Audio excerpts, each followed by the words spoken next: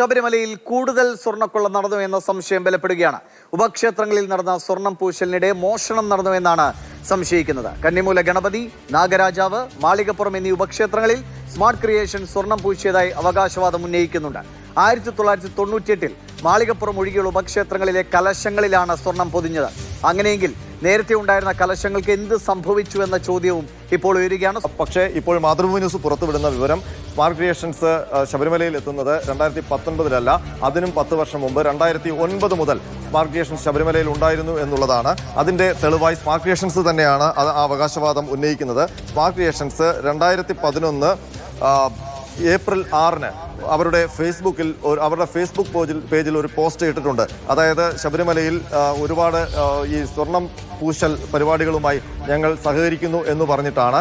അതിൽ പറയുന്നത് 2009 smart creations Sabarimala സന്നിധാനത്തെ 3 ക്ഷേത്രങ്ങൾ, അതായത് 2 ഉപക്ഷേത്രങ്ങളും ഒരു പ്രധാനപ്പെട്ട ക്ഷേത്രവും അതിൻ്റെയും മേൽക്കൂര സ്വർണം പൂശി എന്നുള്ളതാണ്. അതായത് ശബരിമല പ്രധാനപ്പെട്ട സന്നിധാനത്തോട് ചേർന്നിരിക്കുന്ന കന്നിമൂല ഗണപതിയുടെ ക്ഷേത്രത്തിന്റെ മേൽക്കൂരയും അതിനോട് ചേർന്നുള്ള നാഗരാജ ക്ഷേത്രത്തിന്റെ മേൽക്കൂരയും മാളികപ്പുറത്തമ്മയുടെ ക്ഷേത്രത്തിന്റെ മേൽക്കൂരയും സ്വർണം പൊതിഞ്ഞു എന്നാണ് സ്മാർട്ട് ക്രിയേഷൻസ് 2011 അവകാശപ്പെടുന്നത്. അങ്ങനെ സ്വർണം പൂശിയത് 2009 അവർ പറയുന്നുണ്ട്. അതിൽ 3 ക്ഷേത്രങ്ങളിൽ സ്വർണം പൂശി എന്ന് 2009 സ്വർണം പൂശി എന്ന് പങ്കജ് ഭണ്ഡാരി 2011 അവകാശപ്പെടുമ്പോൾ അതിൽ ഒരു പ്രശ്നമുണ്ട്. ഈ പ്രത്യേകിച്ച് കന്നിമൂല ഗണപതി ക്ഷേത്രത്തിലും നാഗരാജ ക്ഷേത്രത്തിലും. കാരണം 1998 വിജയ് മല്യ ശബരിമല സന്നിധാനത്തെ പ്രധാന ശ്രീകോവിൽ സ്വർണം പൊതിയുമ്പോൾ അതിൻ്റെ കൂടെ കന്നിമൂല ഗണപതിയിൽ ശ്രീകോവിലിൻ്റെ മേൽക്കൂരയിലെ കലശവും നാഗരാജ ക്ഷേത്രത്തിലെ കലശവും സ്വർണം പൊതിഞ്ഞിരുന്നു. അത് അന്നത്തെ രേഖകളിൽ കൃത്യമാണ്. കാരണം ഈ രേഖകളായിരുന്നു അന്ന് മാതൃഭൂമി ന്യൂസ് പുറത്തുവിട്ടിരുന്നത്.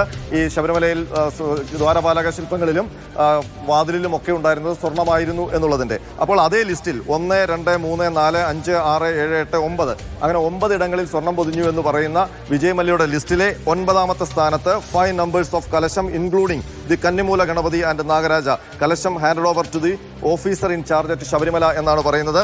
അന്ന് ഈ 5 കലശങ്ങളിലായി 1154.930 ഗ്രാം, അതായത് ഒരു 144 പവനെങ്കിലും സ്വർണം ഈ കലശങ്ങളിൽ ഉണ്ടായിരുന്നു എന്നുള്ളതാണ്. 2009 സ്മാർട്ട് ക്രിയേഷൻസ് അതേ ഉപക്ഷേത്രങ്ങളുടെ മേൽക്കൂര സ്വർണം പൂശാനെത്തിയപ്പോൾ ആ കലശങ്ങൾക്ക് എന്ത് സംഭവിച്ചു? ആ കലശങ്ങൾ തന്നെയാണോ ഇപ്പോഴും ഉള്ളത്?